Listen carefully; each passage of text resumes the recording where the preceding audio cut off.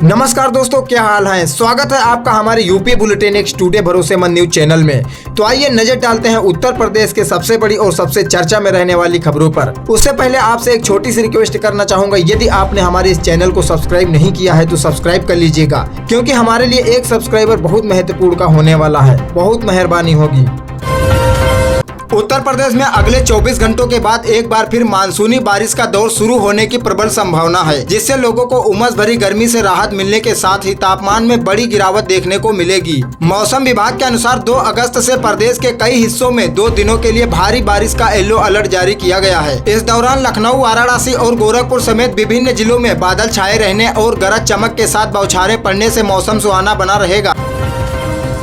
Uttar Pradesh police भर्ती एवं प्रोन्नति बोर्ड ने सिपाही भर्ती परीक्षा का परिणाम घोषित कर दिया है, जिसमें 76,000 से अधिक अभ्यर्थियों को अगले चरण के लिए सफल घोषित किया गया है। सफल अभ्यर्थी अब दस्तावेज सत्यापन और शारीरिक मानक परीक्षा प्रक्रिया में भाग लेंगे, जिसके लिए भर्ती बोर्ड ने आधिकारिक कट ऑफ अंक भी जारी कर दिए हैं। बोर्ड की वेबसाइट पर परिणाम उपलब्ध होने के साथ ही प्रदेश के लाखों युवाओं के लंबे समय का इंतजार अब सफलतापूर्वक समापन हो गया है।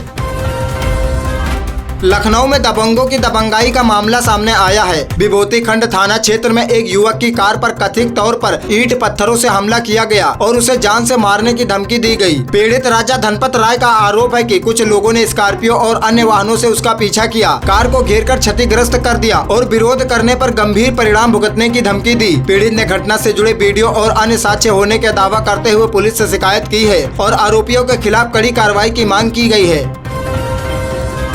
उत्तराखंड के सुनसरी जिले के देवांग ग्रामीण पालिका क्षेत्र में कांवड़ यात्रा के दौरान विवाद के बाद हालात तनावपूर्ण हो गए। सोशल मीडिया पोस्ट में दावा किया गया कि तेज आवाज में डीजे और संगीत बजाने को लेकर समुदायों के बीच विवाद बढ़ा और हिंसक झड़प हो गई। इस दौरान 2 लोगों की मौत की बात कही गई, जबकि भीड़ को नियंत्रित करने के दौरान पुलिस फायरिंग में एक पुलिसकर्मी समेत 3 लोगों की मौत और कई लोगों के घायल होने का दावा किया गया है। घटना के बाद इलाके में सुरक्षा व्यवस्था बढ़ा दी गई है। उत्तर प्रदेश के बुलंदशहर में 4वीं कक्षा की छात्रा चारू कश्यप की तलाश लगातार जारी है। बताया गया है कि छात्रा स्कूल से घर लौटते समय पैर फिसलने के कारण नाले में बह गई थी। कई दिनों तक एसडीआरएफ और एनडीआरएफ और पीएसी की फ्लड टीम द्वारा तलाशी अभियान चलाए जाने के बावजूद उसका पता नहीं चल सका। इसके बाद प्रशासन ने काली नदी में भी सर्च ऑपरेशन तेज करते हुए अनुभवी गोताखोरों की टीमों को लगाया है और तलाश का दायरा बढ़ाया गया है। कांवड़ यात्रा के दौरान दिल्ली के रहने वाले अरविंद की अनोखी यात्रा चर्चा में है। बताया गया है कि अरविंद हरिद्वार से गंगा जल लेकर अपनी बुजुर्ग दादी को कांवड़ में बैठाकर पैदल यात्रा कर रहे हैं। वह पिछले कई दिनों से रोज करीब 10 किलोमीटर की दूरी तय कर रहे हैं। उसकी यह यात्रा को परिवार के प्रति समर्पण और सेवा की मिसाल के रूप में देखा जा रहा है और रास्ते में लोग उनकी तस्वीरें और वीडियो बनाते नजर आ रहे हैं। जम्मू कश्मीर के कुलगाम में 2 प्रवासी मजदूर को गोली मारने की घटना सामने आई है। सोशल मीडिया पर साझा जानकारी के मुताबिक दोनों मजदूर हिंद समुदाय के थे, जिनमें से एक की मौत हो गई जबकि दूसरा घायल बताया गया। दावा किया गया है कि हमलावरों ने पहले मजदूरों से उनके नाम पूछे और इसके बाद उन्हें अलग कर गोली मार दी। घटना के बाद सुरक्षा बलों ने इलाके में तलाशी अभियान चलाया और हमलावरों की तलाश तेज कर दी गई है। इटावा के जसवंत नगर में वाहन चेकिंग के दौरान पुलिस का मानवीय चेहरा देखने को मिला। करीब 15 वर्षीय एक नाबालिग लड़का वाहन चलाते हुए पुलिस के सामने पहुंचा तो सीओ आयुषी सिंह ने उसे डांटने या सख्त कार्रवाई करने के बजाय सड़क सुरक्षा के नियम समझाए। उन्होंने नाबालिग उम्र में वाहन चलाने के खतरों के बारे में जानकारी देते हुए भविष्य में ऐसा न करने की सलाह दी और उसके सुरक्षित व उज्जवल भविष्य की शुभकामनाएं भी दी। प्रधानमंत्री नरेंद्र मोदी ने केंद्रीय मंत्रियों को सोशल मीडिया खासकर इंस्टाग्राम पर अधिक सक्रिय रहने और युवाओं से सीधे संवाद स्थापित करने की सलाह दी है। सामने आई जानकारी के अनुसार कैबिनेट बैठक के दौरान उन्होंने कहा कि केवल सरकारी योजनाओं की जानकारी देना ही पर्याप्त नहीं, बल्कि युवाओं तक प्रभावी तरीके से पहुंचने के लिए इंटरैक्टिव करने और कंटेंट रील जैसे माध्यमों का भी इस्तेमाल किया जाना चाहिए। इसका उद्देश्य सरकार और युवा वर्ग के बीच डिजिटल संवाद को मजबूत करना बताया गया है। लखनऊ के हजरतगंज चौराहे पर मान्यता प्राप्त पत्रकारों ने कथित फर्जी पत्रकारों के खिलाफ अभियान चलाया। इस दौरान प्रेस लिखे वाहनों को रोककर संबंधित लोगों से पत्रकारिता और प्रार्थना पत्र और मान्यता से जुड़े दस्तावेज दिखाने को कहा गया। पत्रकारों का कहना है कि फर्जी पत्रकारों की बढ़ती संख्या से पत्रकारिता की साख प्रभावित हो रही है। इसी को देखते हुए संदिग्ध वाहनों की जाँच की गयी और आवश्यक कार्रवाई की मांग उठाई गयी। अम्बेडकर नगर के बसखारी क्षेत्र में 2 नाबालिग वाहनों के कथित अपहरण, धर्म परिवर्तन और दुष्कर्म से जुड़े मामले में प्रशासन ने बड़ी कार्रवाई की है। सोशल मीडिया पोस्ट के मुताबिक मुख्य आरोपी को शरण देने के आरोप में गिरफ्तार किए गए एक व्यक्ति के मकान पर प्रशासन ने बुलडोजर कार्रवाई की। मामले में पुलिस की जाँच और अन्य आरोपियों के खिलाफ कार्रवाई जारी रहने की जानकारी दी गई है। वाराणसी के सिगरा थाना क्षेत्र में पुलिस ने एक वाहन से करीब 50 किलो गांजा बरामद करने का दावा किया है। बताया गया है कि तस्करों ने वाहन के अंदर गुप्त चैम्बर बनाकर गांजा छिपा रखा था। सूचना के आधार पर पुलिस ने वाहन को घेरकर 2 आरोपियों को गिरफ्तार किया। बरामद गांजे की अनुमानित कीमत करीब 30 लाख रुपए बताई गई है और शुरुआती जाँच में इसके ओडिशा से पूर्वांचल में सप्लाई के लिए लाए जाने की बात सामने आई है। पुलिस पूरे नेटवर्क की जाँच में जुटी हुई है। उत्तर प्रदेश सरकार ने राशन वितरण प्रणाली में बड़ी प्रशासनिक कार्रवाई करते हुए जांच के दौरान प्रदेश भर में 37,072 अपात्र राशन कार्ड धारकों की पहचान की है। खाद्य एवं नागरिक आपूर्ति विभाग ने इन सभी अपात्र कार्डों को तत्काल प्रभाव से निरस्त करने की कानूनी और प्रशासनिक प्रक्रिया शुरू कर दी है। सरकार का मुख्य उद्देश्य केवल पात्र और जरूरतमंद परिवारों तक ही मुफ्त राशन योजना का लाभ पहुँचाना है, जिसके लिए अवैध लाभार्थियों पर अब सख्ती बरती जा रही है। उत्तर प्रदेश में विकास प्राधिकरणों और नगर नियमों की सीमा से बाहर के ग्रामीण व कस्बाई इलाकों में अब जिला पंचायत से नक्शा पास कराना पूरी तरह अनिवार्य कर दिया गया है। नई गाइडलाइंस के मुताबिक जिला पंचायत क्षेत्र में किसी भी तरह का फ्लैटिंग, व्यावसायिक निर्माण और शैक्षणिक संस्थान या 300 वर्ग मीटर से बड़े और 3 मंजिला भवनों के लिए नक्शा स्वीकृत कराना जरूरी होगा। हालांकि राहत की बात यह रही कि 300 वर्ग मीटर तक के 2 मंजिला निजी आवासीय मकानों को फिलहाल इस जटिल प्रक्रिया से छूट दी जाएगी।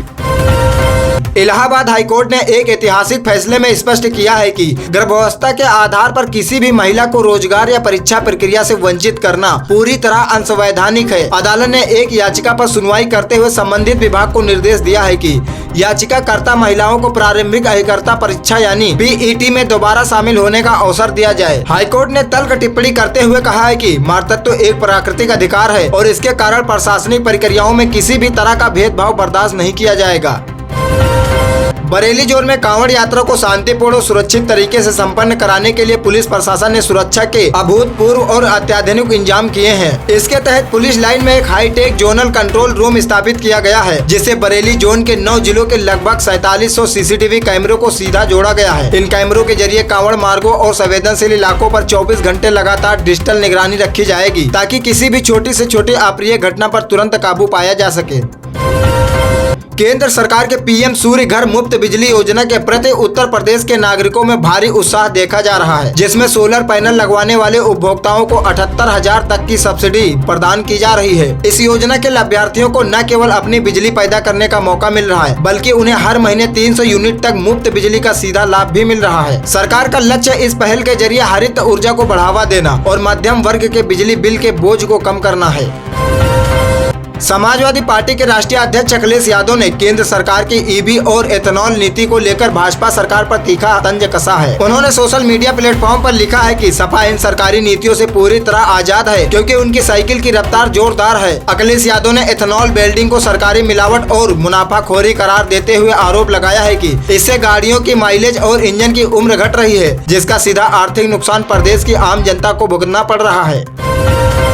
पहाड़ों पर हो रही मूसलाधार बारिश के चलते बिजनौर बैराज से भारी मात्रा में पानी छोड़े जाने के बाद बुलंदशहर के अनुपम शहर में गंगा का जलस्तर चेतावनी निशान के करीब पहुंच गया है। गंगा जल में आए इस उफान की वजह से कई प्रमुख घाट जलमग्न हो चुके हैं और बाढ़ का पानी मुख्य सड़कों तक पहुंचने लगा है, जिससे तटीय इलाकों में दहशत का माहौल है। प्रशासन ने स्थिति को देखते हुए अलर्ट जारी कर दिया है और बाढ़ नियंत्रण विभाग के सभी अधिकारियों को तटबंधों की 24 घंटे निगरानी करने के निर्देश दिए हैं। गोरखपुर जिला अस्पताल परिसर में मासूम बच्ची का अपहरण कर उसके साथ दरिंदगी और हत्या करने वाले आरोपी पुलिस सिपाही के खिलाफ प्रशासन ने बेहद कड़ा रुख अपनाया है। इस जघन्य वारदात की गंभीरता को देखते हुए प्रदेश के गृह विभाग और गोरखपुर पुलिस ने आरोपी सिपाही के खिलाफ राष्ट्रीय सुरक्षा कानून यानी NSA के तहत कार्रवाई सुनिश्चित की है। पुलिस अधिकारियों ने स्पष्ट संदेश दिया है कि वर्दी की आड़ में इस तरह का घिनौना अपराध करने वाले किसी भी दोषी को बख्शा नहीं जाएगा और उसे कानून के दायरे में कठोरतम सजा दिलाई जाएगी। अयोध्या में लव जिहाद का एक सनसनीखेज मामला सामने आया है, जहां एक पीड़ित महिला ने फेसबुक के जरिए अपनी पहचान छिपाकर उत्पीड़न करने का गंभीर आरोप लगाया है। महिला का दावा है कि आरोपी ने हिंदू नाम बताकर उसे दोस्ती की और शादी का झांसा देकर उसे अपने जाल में फंसाया, लेकिन सच्चाई सामने आने पर उसने जबरन निकाह कराने और आर्थिक धोखाधड़ी और शारीरिक शोषण की समीक्षाएं पार कर दी हैं। पीड़िता की लिखित शिकायत पर पुलिस ने मामले की गहन जाँच शुरू कर दी है और आरोपी के खिलाफ विभिन्न गंभीर धाराओं में FIR दर्ज कर आगे की कानूनी कार्रवाई शुरू कर दी है। उत्तर प्रदेश के मेरठ जिले से एक दिल दहला देने वाली वारदात सामने आई है, जहां गर्लफ्रेंड के शरीर पर किसी दूसरे लड़के का टैटू देखकर प्रेमी ने दिन दहाड़े अंधाधुंध फायरिंग कर दी। आरोपी प्रेमी आदित्य ने 12वीं की छात्रा पर तब हमला किया जब उसने लड़की के सीने पर आर्यन नाम का टैटू देखा, जिसने आक्रोशित होकर उसने उस पर 3 गोलियां दागी। इस दुस्साहसिक वारदात को अंजाम देने के बाद पकड़े जाने के डर से प्रेमी ने खुद को भी गोली मारकर आत्महत्या कर ली, जबकि घायल छात्रा का अस्पताल में इलाज चल रहा है और उसकी स्थिति गंभीर बनी हुई है। उत्तर प्रदेश के उराई में एक बेहद खौफनाक मामला सामने आया है, जहां एक अधेड़ व्यक्ति को अगवा कर उसकी बेरहमी से हत्या कर दी गई और साक्ष्य मिटाने के लिए रोंगटे खड़े कर देने वाला तरीका अपनाया गया। हत्या के बाद आरोपी पति पत्नी करीब 20 घंटे तक शव को अपनी गाड़ी में लेकर सड़कों पर घूमते रहे और अंत में आधी रात को हमीरपुर जंगलों में 40 लीटर डीजल डालकर शव को जला दिया। पुलिस ने इस जघन्य हत्याकांड का खुलासा करते हुए 50,000 रुपए के इनामी आरोपी दंतफी को गिरफ्तार कर लिया है, जिन्होंने आपसी रंजिश के चलते हुई इस वारदात को अंजाम देने की बात स्वीकार की है। संसद परिसर में पेपर लीक और कथित चंदा चोरी के मुद्दे को लेकर विपक्षी दलों ने अनोखे अंजाम को जोरदार प्रदर्शन किया, जिसमें निर्दलीय सांसद पप्पू यादव आकर्षण का केंद्र रहे। पप्पू यादव एक संत का वेश धारण कर सांसद पहुंचे और अन्य विपक्षी सांसदों के साथ मिलकर राम मंदिर के चढ़ावे चोरी में हुई कथित चोरी को लेकर एक लघु नाटिका के माध्यम से सरकार पर निशाना साधा। इस सांकेतिक प्रदर्शन के जरिए विपक्ष ने भाजपा को सीधे कटघरे में खड़ा करते हुए मामले की उच्च स्तरीय जाँच कराने और संसद में इस पर जवाबदेही तय करने की मांग की है।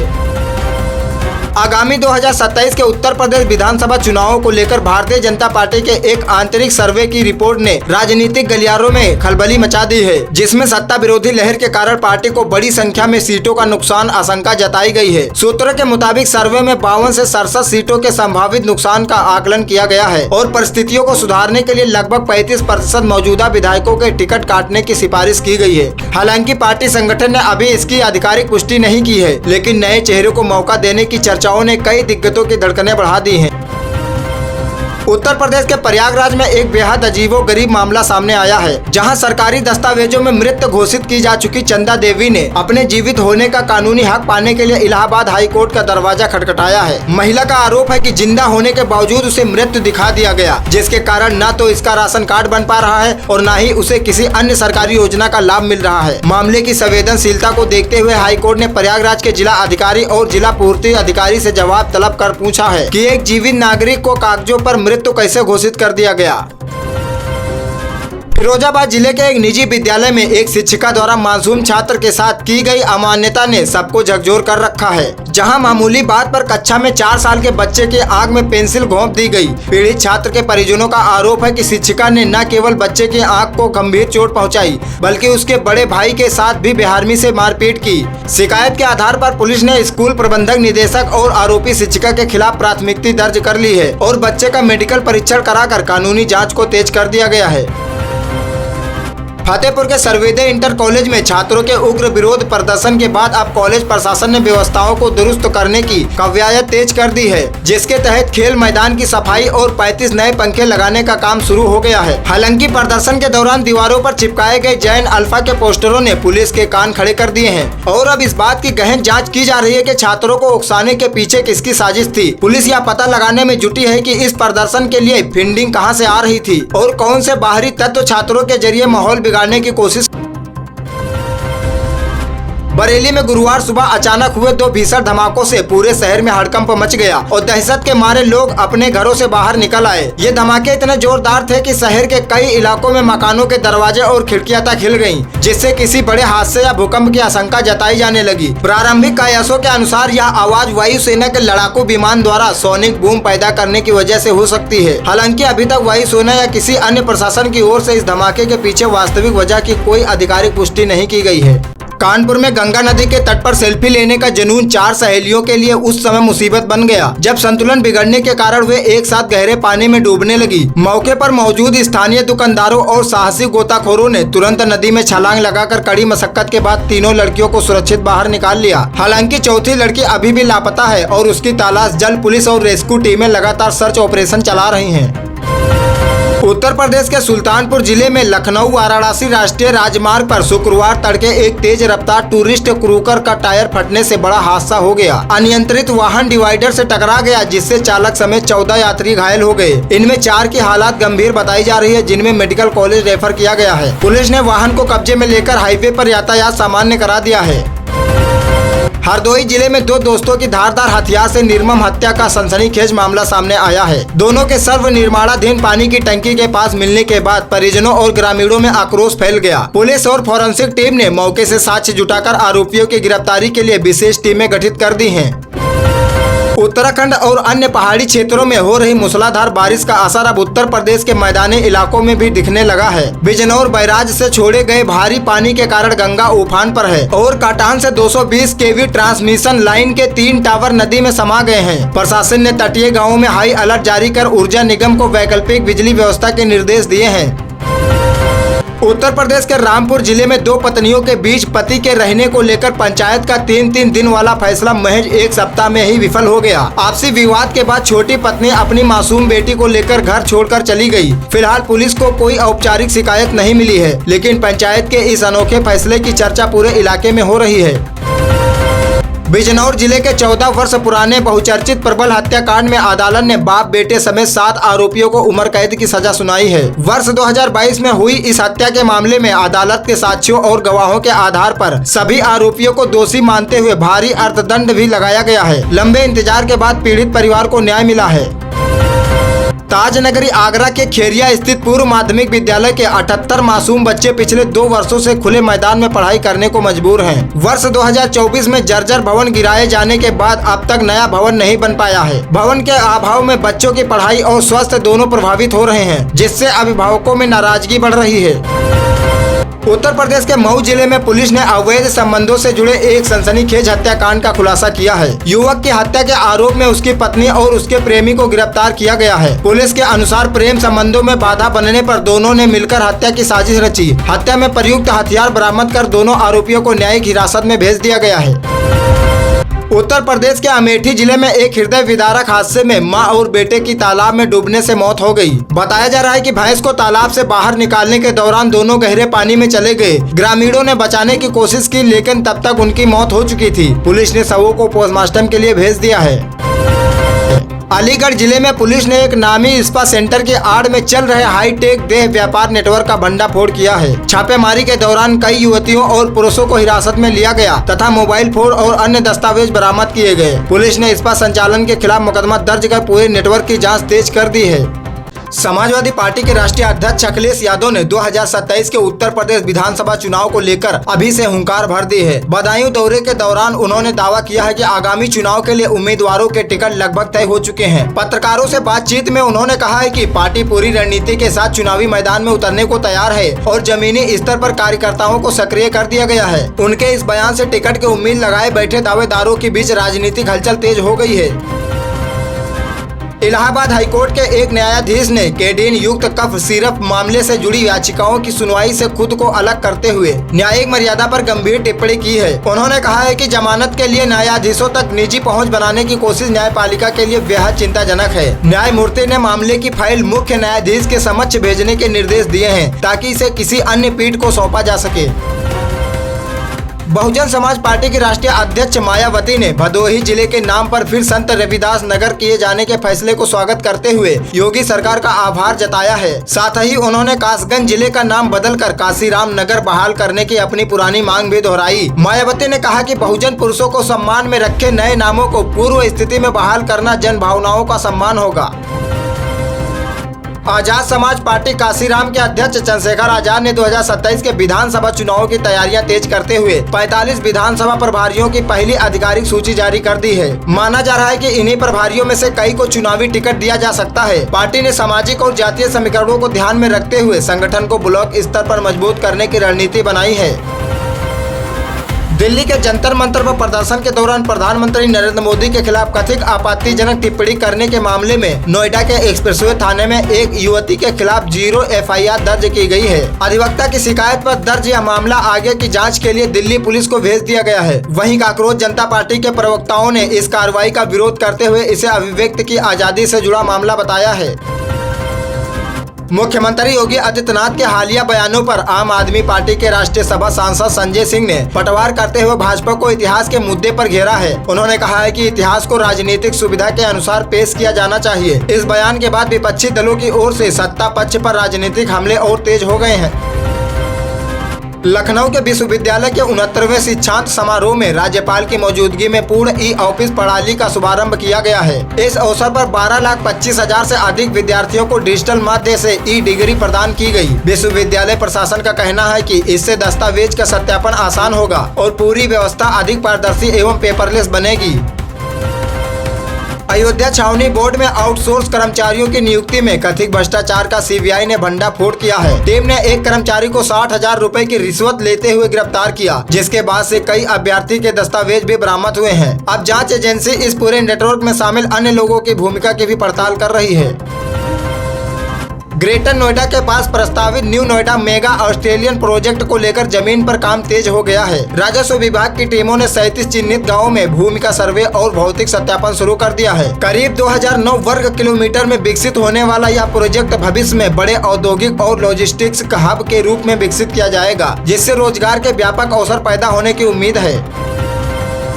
लखनऊ विकास प्राधिकरण यानी NDA ने मध्यम और आर्थिक रूप से कमजोर वर्ग के परिवारों के लिए नई आवास योजना की घोषणा की है। 3 योजनाओं के तहत 8,99,000 रुपए की शुरुआत कीमत पर 3,000 से अधिक फ्लैट उपलब्ध कराए जाएंगे। LDA के अनुसार इन फ्लैटों के लिए जल्द ही ऑनलाइन पंजीकरण और बुकिंग की प्रक्रिया शुरू की जाएगी।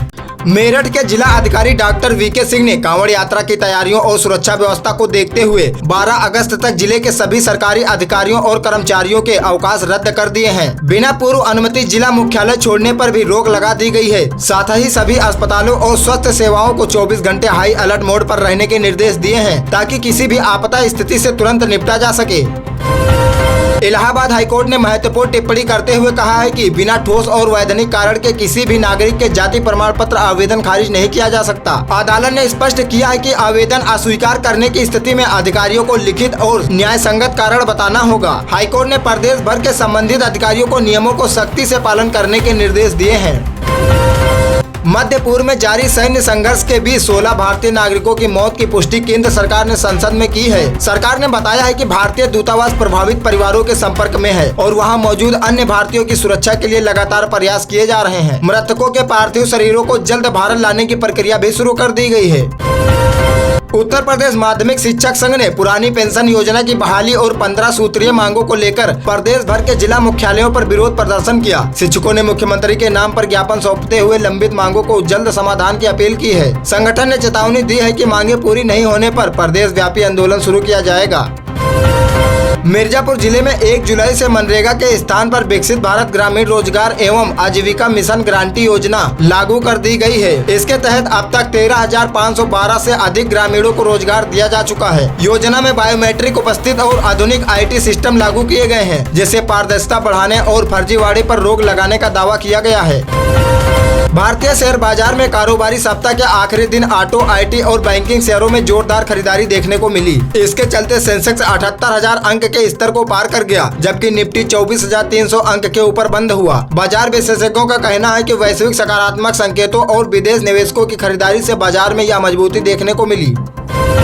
अंतर्राष्ट्रीय क्रिकेट परिषद ICC ने 2027 वनडे विश्व कप के वेन्यू की आधिकारिक घोषणा कर दी है। टूर्नामेंट की संयुक्त मेजबानी दक्षिण अफ्रीका और जिम्बाब्वे और नामीबिया करेंगे, जबकि मुकाबले तीनों देशों के 12 शहरों में खेले जाएंगे। घोषणा के बाद क्रिकेट प्रशंसकों में उत्साह बढ़ गया है और तैयारियां तेज हो गई हैं।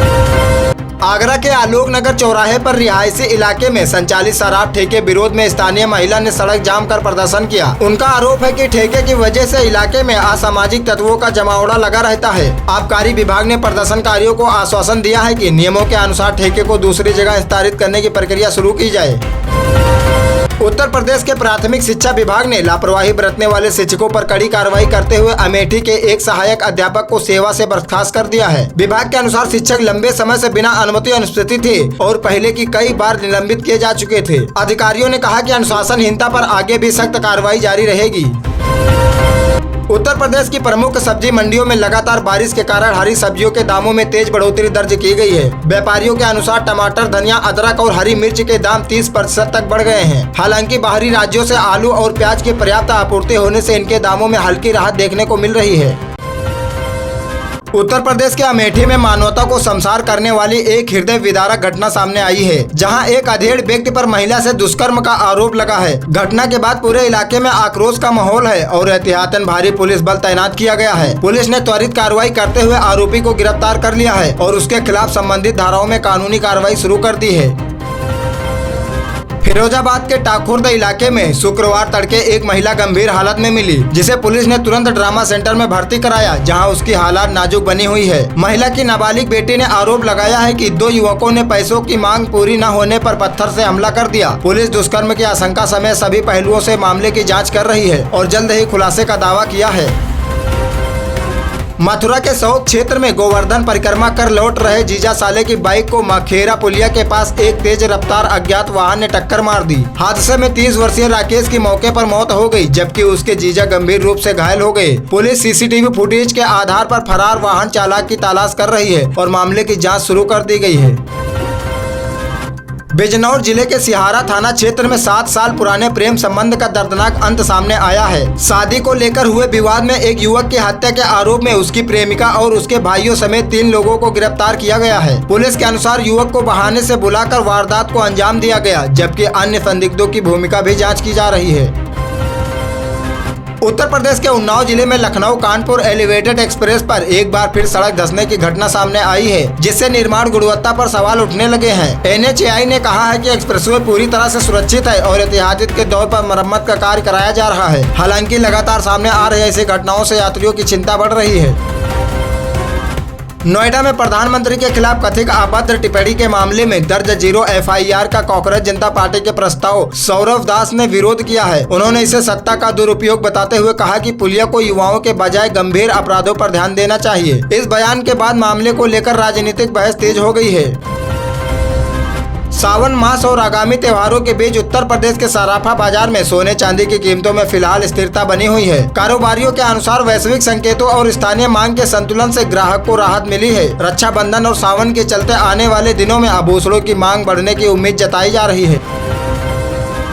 बिहार के सिवान में छात्र आंदोलन के दौरान हुई फायरिंग पर उत्तर प्रदेश के कैबिनेट मंत्री ओम प्रकाश राजभर के बयान को लेकर नया राजनीतिक विवाद शुरू हो गया है। समाजवादी पार्टी के नेताओं ने उनके बयान की आलोचना करते हुए इसे संवेदनशील बताया है। इसके बाद दोनों दलों के बीच आरोप प्रत्यारोप और बयानबाजी का दौर तेज हो गया है। उत्तर प्रदेश में पिछले कुछ दिनों से मानसून की रफ्तार धीमी पड़ने के कारण उमस और गर्मी से लोग परेशान हैं। अधिकांश जिलों में बारिश न होने से तापमान और बिजली की मांग दोनों बढ़ गई हैं। हालांकि मौसम विभाग ने अगले 24 से 48 घंटों में मानसून के फिर सक्रिय होने और कई इलाकों में बारिश की संभावना जताई है। प्रधानमंत्री नरेंद्र मोदी आज आंध्र प्रदेश और कर्नाटक के दौरे पर रहेंगे, जहां वे विजयनगरम में 18,000 करोड़ रुपए से अधिक विकास परियोजनाओं का शिलान्यास और उद्घाटन करेंगे। इस दौरान आंध्र प्रदेश की पहली सेमीकंडक्टर और मैन्युफैक्चरिंग यूनिट की आधारशिला भी रखी जाएगी, जिससे क्षेत्र में तकनीकी विकास और रोजगार को नई गति मिलने की उम्मीद है। दौरे को लेकर दोनों राज्यों में सुरक्षा और व्यापक इंतजाम किए गए हैं। संसद के मानसून सत्र के दौरान लोकसभा ने जन्म मृत्यु पंजीकरण संशोधन विधेयक 2026 ध्वनिमत से पारित कर दिया है। नए कानून के तहत जन्म और मृत्यु के रिकॉर्ड को एकीकृत और डिजिटल डेटाबेस से जोड़ा जाएगा, जिससे सरकारी दस्तावेजों का सत्यापन और नागरिक सेवाओं की प्रक्रिया आसान होगी। विपक्ष के विरोध के बीच पारित इस विधेयक को सरकार डिजिटल इंडिया की दिशा में बड़ा कदम बता रही है। दिल्ली दंगा मामले में IB अधिकारी अंकित शर्मा की हत्या केस में अदालत ने पूर्व पार्षद ताहिर हुसैन समेत 5 दोषियों को उम्र कैद की सजा सुनाई है। कोर्ट ने सभी को हत्या और आपराधिक साजिश का दोषी मानते हुए कहा है कि ऐसे अपराध समाज की शांति के लिए गंभीर खतरा हैं। फैसले के बाद इस मामले को लेकर राजनीतिक चर्चाएं भी तेज हो गई हैं। आर्टिफिशियल इंटेलिजेंस यानी एआई के बढ़ते प्रभाव के बीच वैश्विक टेक उद्योग में नौकरी पर संकट गहराता दिखाई दे रहा है। एक नई रिपोर्ट के मुताबिक इस वर्ष अब तक 322 कंपनियों ने छटनी के चलते करीब 26,000 कर्मचारी नौकरी गंवा चुके हैं। विशेषज्ञों का मानना है कि एआई को तेजी से अपनाए जाने के कारण एआई सेक्टर में रोजगार का स्वरूप लगातार बदल रहा है। स्वतंत्रता दिवस समारोह को देखते हुए दिल्ली पुलिस ने राजधानी में सुरक्षा व्यवस्था और कड़ी कर दी है। 2 अगस्त से 16 अगस्त तक ड्रोन, पैराग्लाइडर, पैरामोटर और हॉट एयर बैलून समेत सभी उड़ाने वाले उपकरणों पर रोक लगा दी गई है। लाल किले और आसपास के क्षेत्र को नो फ्लाई जोन घोषित किया गया है और नियमों के उल्लंघन पर सख्त कार्रवाई की चेतावनी दी गई है। मुस्लिम महिलाओं में बहु विवाह की प्रथा पर रोक लगाने की मांग वाली याचिका पर सुप्रीम कोर्ट ने केंद्र सरकार को नोटिस जारी कर जवाब मांगा है। भारतीय मुस्लिम महिला आंदोलन की ओर से दायर याचिका में इसे महिलाओं के समानता अधिकार से जुड़ा मुद्दा बताया गया है। अदालत ने इस संवेदनशील विषय पर केंद्र से विस्तृत पक्ष प्रस्तुत करने को कहा है। भारत ने पश्चिम एशिया और काला सागर क्षेत्र में व्यापारिक जहाजों और भारतीय नाविकों की सुरक्षा को लेकर अपना रुख और सख्त किया है। विदेश मंत्री एस जयशंकर ने ईरान के विदेशी मंत्री से बातचीत में स्पष्ट किया है कि भारतीय क्रू मेंबर्स और व्यापारिक जहाजों की सुरक्षा सर्वोत्तम प्राथमिकता है। भारत ने सुरक्षित वैश्विक व्यापार मांगों के लिए क्षेत्रीय सहयोग पर भी जोर दिया है। कर्नाटक और पंजाब के बाद अब ओडिशा में भी मेडिकल पीजी प्रवेश परीक्षा के पेपर लीक आरोप सामने आए हैं। शिकायत के अनुसार परीक्षा से पहले प्रश्न पत्र और उत्तर सोशल मीडिया पर वायरल हुए थे। मामले की जांच शुरू कर दी गई है और शिक्षा विभाग ने दोषियों के खिलाफ सख्त कार्रवाई का भरोसा दिया। महाराष्ट्र के भिवंडी में 4 मंजिला जर्जर इमारत का बड़ा हिस्सा गिरने से 9 लोगों की मौत हो गई। हादसे के बाद एनडीआरएफ और एसडीआरएफ और स्थानीय प्रशासन की टीमें राहत एवं बचाव अभियान चला रही हैं। बताया जा रहा है कि इमारत पहले से ही असुरक्षित घोषित थी, जिसके बाद अब प्रशासन की कार्यशैली पर भी सवाल उठ रहे हैं। कांग्रेस नेता राहुल गांधी एक प्रेस कॉन्फ्रेंस के दौरान पत्रकार के सवाल पर नाराज हो गए। उन्होंने पत्रकार से पूछा, क्या आप भाजपा से हैं? जिसके बाद कुछ देर के लिए माहौल तनावपूर्ण हो गया। इस घटना को लेकर राजनीतिक दलों और सोशल मीडिया पर अलग अलग प्रतिक्रियाएं सामने आ रही हैं। अयोध्या के राम मंदिर में चढ़ावे चोरी की घटनाओं के बाद श्री राम जन्मभूमि तीर्थ क्षेत्र ट्रस्ट ने दान पात्रों की सुरक्षा को लेकर बड़ा फैसला लिया है। अब दान पात्र खोलने से लेकर राशि की गिनती तक पूरी प्रक्रिया की अनिवार्य वीडियोग्राफी कराई जाएगी। ट्रस्ट का कहना है कि इससे पारदर्शिता बढ़ेगी और भविष्य में किसी भी विवाद या चोरी की आशंका को रोका जा सकेगा। संसद परिषद में विशेषाधिकार हनन और विरोध प्रदर्शनों को लेकर सत्ता पक्ष और विपक्ष के बीच टकराव तेज हो गया है। सांसद पप्पू यादव भगवा वस्त्र पहनकर राम मंदिर चढ़ावा चोरी के मुद्दे पर प्रदर्शन करते नजर आए। वहीं भाजपा ने राहुल गांधी के खिलाफ विशेषाधिकार हनन का नोटिस दिया है, जबकि कांग्रेस ने केंद्रीय मंत्री जितेंद्र सिंह के खिलाफ रिविजन मोशन लाने का प्रस्ताव रखा है। लोकसभा सचिवालय ने सांसद परिसर में ऐसे प्रदर्शन पर सख्ती के संकेत दिए हैं। विदेशी फंड प्राप्त करने वाले गैर सरकारी संगठनों की निगरानी और सख्त करने के लिए सरकार सोमवार को FCRA संशोधन विधेयक लोकसभा में पेश करने की तैयारी में है। सरकार का कहना है कि इसका उद्देश्य से विदेशी फंड के इस्तेमाल में पारदर्शिता और जवाबदेही बढ़ाना है। प्रस्तावित संशोधन के बाद विदेशी फंडिंग से जुड़े नए नियम और कड़े होने की संभावना है। दिल्ली के जंतर मंतर पर दोबारा आंदोलन की चेतावनी के बाद सुरक्षा व्यवस्था और कड़ी कर दी गई है। बड़ी संख्या में पुलिस और रैपिड एक्शन फोर्स के जवान तैनात किए गए हैं, जबकि पूरे इलाके में बैरिकेडेड और CCTV के जरिए निगरानी रखी जा रही है। सुरक्षा एजेंसियां किसी भी अप्रिय स्थिति में निपटने के लिए पूरी तरह सतर्क है। दिल्ली हाईकोर्ट ने फरवरी 2020 के दिल्ली दंगों से जुड़े कथित साजिश मामले में उमर खालिद की नई जमानत याचिका पर केंद्र सरकार से जवाब मांगा है। अदालत ने मामले की अगली सुनवाई के लिए 27 अगस्त की तारीख तय की है। इस मामले में अब हाईकोर्ट की अगली सुनवाई पर सबकी नजर बनी हुई है।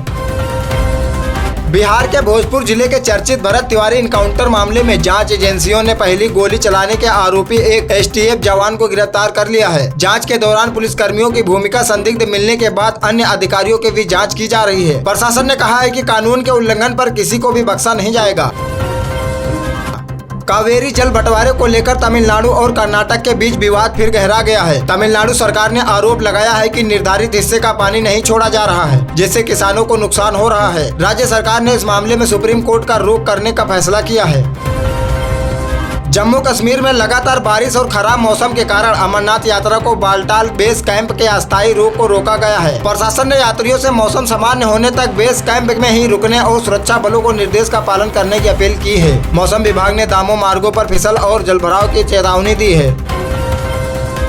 बिहार के मुजफ्फरपुर में महिलाओं को आत्मनिर्भर बनाने के लिए शुरू की गई मशरूम उत्पादन योजना पर भ्रष्टाचार के आरोप लगे हैं। शिकायत है कि महिलाओं के नाम पर ऋण लिया गया, लेकिन न तो रोजगार मिला और न ही योजनाएं शुरू हुई। जिला अधिकारियों ने पूरे मामले की उच्च स्तरीय जांच शुरू कर दी है। अमेरिकी जांच एजेंसी FBI ने भारतीय नागरिक गुरप्रीत सिंह को अपनी मोस्ट वांटेड सूची में शामिल किया है। एजेंसी के अनुसार वह अंतर्राष्ट्रीय आपराधिक नेटवर्क से जुड़ा है और उस पर नशीले पदार्थों तथा हथियारों की तस्करी के गंभीर आरोप हैं। मामले को लेकर भारतीय सुरक्षा एजेंसियां भी सतर्क हो गई हैं।